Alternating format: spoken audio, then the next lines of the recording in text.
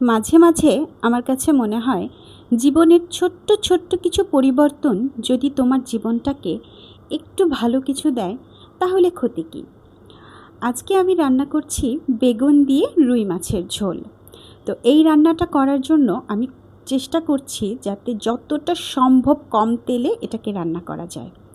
আসলে আমাদের শরীরের জন্য এই তেলটা একটা বিষাক্ত জিনিসের মতো কাজ করে। তাই আমি এখানে মাছগুলো ভাজতে যতটা তেল দেওয়া প্রয়োজন ঠিক ততটা তেল দিয়ে মাছগুলোকে ভেজে নিয়েছি।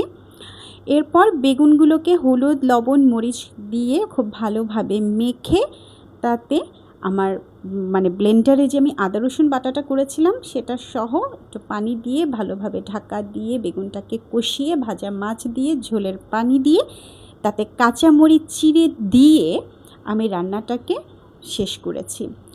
আর বলে রাখা ভালো, মাছ ভাজার যে ব্যাপারটা, আসলে আমরা রুই মাছ বা এই ধরনের বড় মাছগুলোকে একটু না ভেজে খেতে পারি না।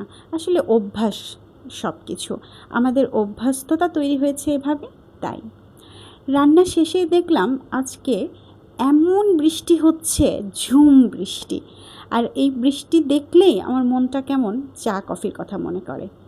স্বাস্থ্যগত চিন্তা থেকে আর একা একা বাসায় আমার দুধ চা বানাতে ইচ্ছা করলো না, তাই চটপট কফি বানিয়ে খেতে শুরু করলাম। আর এই যে আমার দুষ্টুমি করা। ভালো থাকবে তোমরা, আমিও ভালো থাকবো। ধন্যবাদ।